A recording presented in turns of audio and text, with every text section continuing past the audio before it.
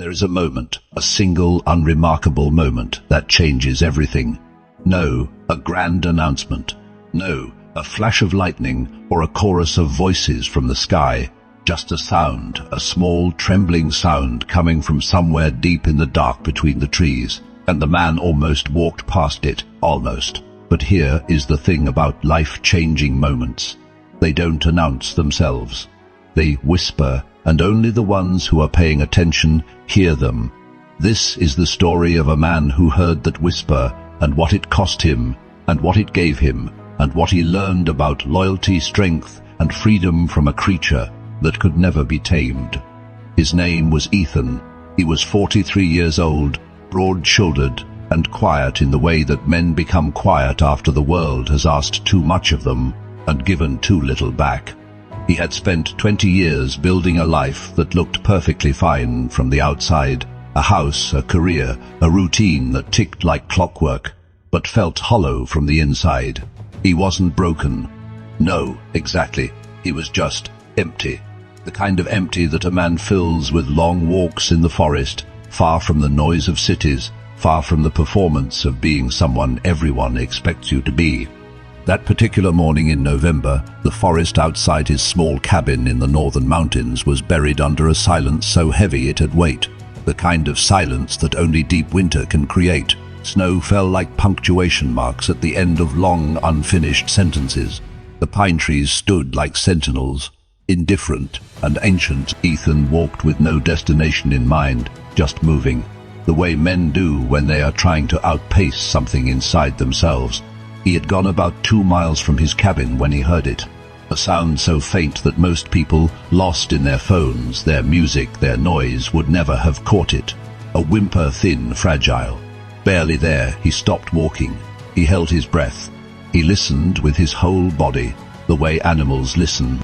And then he heard it again. He pushed through a tangle of low branches, following the sound off the trail, into the thicker part of the woods.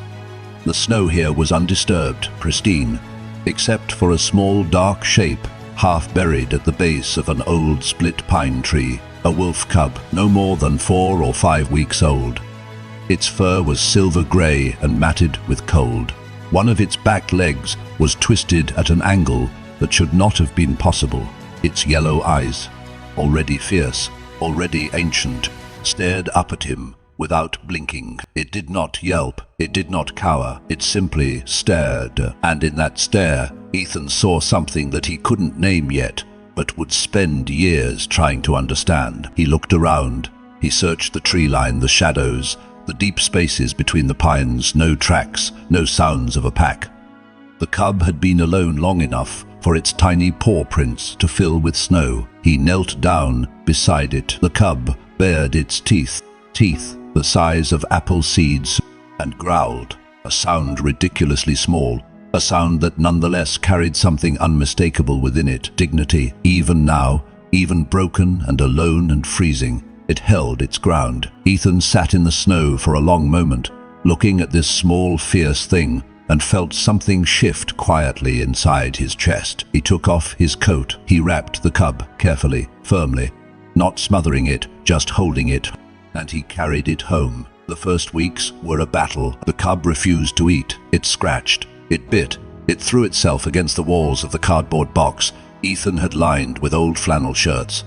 Every time Ethan reached in, he came back with red lines across his forearms. He named the cub Ash. No, because of its color, though the fur was exactly that shade, but because lying in that box, injured and furious, the cub reminded Ethan of embers, something that had burned down to almost nothing, but was still alive, still hot, still unwilling to go out. Ethan did his research. He knew wolves were not dogs. He knew the gap between a wolf and a domesticated animal was not a matter of training. It was a matter of fundamental nature. Wolves were not built for submission. They were built for autonomy, for hierarchy earned through respect, for loyalty that was chosen, not commanded. He understood this intellectually. It would take years for him to understand it in his bones. He fed Ash with a dropper at first. Warm broth, carefully heated. He sat beside the box for hours, not reaching in, not forcing anything, just being present, letting the cub adjust to the smell of him, the sound of his breathing, the strange reality of this large and patient creature that kept returning but never grabbed, never cornered, never demanded anything. Slowly, very slowly, Ash began to eat. The leg healed crookedly, leaving a slight hitch in the walk that would stay forever. But Ash walked, and then Ash ran. And the day Ethan first opened the cabin door and let Ash run outside into the snow, the pure electric explosion of joy in that grey body, the way Ash leapt and spun and drove its nose deep into the frozen ground. Ethan stood in the doorway with a feeling he hadn't felt in years. Wonder, pure, uncomplicated wonder. The bond that grew between them was unlike anything Ethan had experienced with a human being. It had no small talk in it, no performance, no negotiation. It was built entirely of presence and respect. Ash never obeyed Ethan. That word, obey, never apply. But Ash chose to stay. Ash chose to return. Every evening when Ethan sat on the porch in the growing dark, Ash would come and sit beside him, shoulder to shoulder, and they would watch the forest together in complete silence. And Ethan began to understand slowly that this was not loyalty born from need. It was loyalty born from trust. There is a difference, and it is everything. As the months became years, Ash grew into a creature of extraordinary power. The silver-grey coat thickened and darkened along the spine.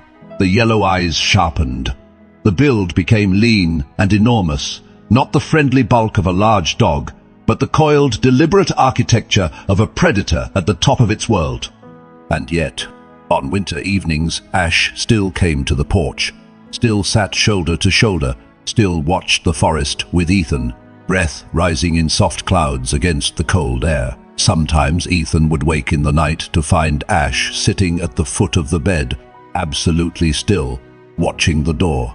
No, out of domestication. No, out of training, out of choice, out of something that looked, from the inside, exactly like love. But Ethan was learning. He was learning that loving a wolf did not mean owning a wolf. He was learning that the bond between them was real and powerful and true. But it lived on Ash's terms. It had to, because a wolf that is caged, even in a golden cage, is not a wolf anymore. It is a grief. There was a night in the 3rd year when Ash disappeared. Ethan didn't notice at first. Ash often roamed during the night, returning by dawn, smelling of pine sap and creek water and something wild that Ethan had no name for. But dawn came and went, then midday, then dusk. Ethan walked the forest until his legs ached, calling Ash's name into the darkening trees. His voice came back to him small and strange, swallowed by the pines. That night, he sat on the porch in the cold, wrapped in a blanket, and felt the full weight of something he had been refusing to look at directly. He had been afraid, no, of losing Ash in the literal sense. Not wolves and traps and hunters, though those fears existed too. No, he was afraid of something more personal, more honest. He was afraid that Ash's love for the wild was greater than its love for him, and in that cold and sleepless night, sitting alone in the dark, he was forced to ask himself a question that cut straight to the bone. Was that a problem? Should love, real love, require someone to be less than what they are in order to stay? He sat with that question for a very long time, and then Ash came back just before sunrise, moving silently through the tree line, materializing out of the dark the way wolves do, as if they are made of shadow and only choose occasionally to become solid. Ash walked up the porch steps without hurry, sat down beside Ethan, and pressed the great grey head against his shoulder. No explanation, no apology, just, I went. I came back. I chose this. And Ethan, in his exhaustion and his relief, understood something for the first time with perfect clarity. Ash had always been free to leave, had always known it. The wildness, the forest, the instinct, the howling blood-deep pull of its own nature was always right there, just beyond the tree line. And Ash had come back anyway. No, because it had to, because it wanted to. This is what made the loyalty real. This is what made it mean something. Think about that for a moment. Think about the people in your own life who stay, Not because they are trapped, not because they have no other options, but because they choose you again and again. Out of all the things the world offers them, that is the rarest thing there is. In the 5th year, the forest began to change, or rather, Ethan began to notice what had always been true. In the late evenings, Ash would sit at the edge of the tree line for longer and longer periods, staring into the deep woods. No restlessly, no anxiously, purposefully. The way you look at something you know belongs to you. There were sounds sometimes deep in the forest at night, sounds that made Ash's entire body go rigid with a tension, a vibration that was almost electric, that moved from the ground through the pores and up the spine and into something ancient and pre-verbal, the sound of other wolves, a pack. Ethan watched this and felt something inside him begin the slow, necessary work of letting go. He had raised Ash from a broken, half-frozen cub. He had spent 5 years building something that he would never fully be able to describe to another person. He had learned silence and presence and patience in ways he never could have learned from another human being. And now, the thing he had built, the bond, the trust, the extraordinary, improbable connection between a man and a wild creature, was pointing Ash toward the forest grey. He thought about fighting it. He thought about it the way men think about all the things they shouldn't do, thoroughly, and with a kind of sick awareness that he already knew the answer. You could not love a wolf by keeping it. You could only love a wolf by understanding what it was. You know, and a wolf is not a companion animal, not a pet, not a shadow that follows at your heel. A wolf is a sovereign creature. It belongs to a pack, to a territory, to a hierarchy earned through strength and character. It belongs to the wild world in a way that is not negotiable. To keep Ash now, to close that door against the tree line, against the sound of the pack in the dark, would not be love. It would be something far uglier, dressed up as love. It would be possession. Ethan had spent 43 years learning, slowly and painfully, the difference between loving someone and owning them, between holding someone and gripping them, between wanting someone to flourish and wanting them to stay small so that you could stay comfortable. Ash, in 5 years, had taught him more about this than anything else in his life. The night it happened, there was a full moon, the kind of moon that makes the snow glow from the inside, that turns the forest into something silver and impossible, that makes the whole world look like a dream someone is having about the world. Ash had been at the tree line since dusk. Ethan sat on the porch and watched. He did not call Ash back. He did not move from his chair. He just watched, with his hands folded in his lap and his heart doing something complicated and quiet in his chest. The sound from the forest came in wave, deep, resonant, unmistakably alive. A language older than language, carrying coordinates and emotion and belonging in frequencies human ears could barely process. Ash turned and looked at Ethan across the distance of the yard, across the cold silver air. Those yellow eyes found his, and in them, Ethan would later say, to no one in particular, when the memory felt like something pratashinide. In them, he saw everything. Gratitude, recognition, a bond that did not need words because it was built entirely below the level of words. And then Ash turned back to the forest, walked to the tree line, paused there for one long, suspended moment. The great grey shape outlined against the silver dark, the crooked back leg a small imperfection in the otherwise perfect architecture of a wild creature returning to its right world. And then the forest took Ash in, and the dark closed behind, and the yard was empty. Ethan sat in the cold for a very long time. He did not cry. He was not sure what he did. Something that was bigger than crying and quieter. A kind of grieving that was also, strangely, a kind of gratitude.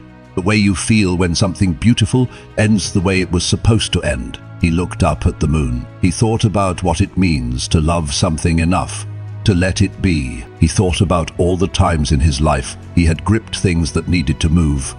All the times he had confused control with care, possession with love, keeping with loyalty. And he thought about Ash's yellow eyes, looking back at him across the yard. I was here, you were here.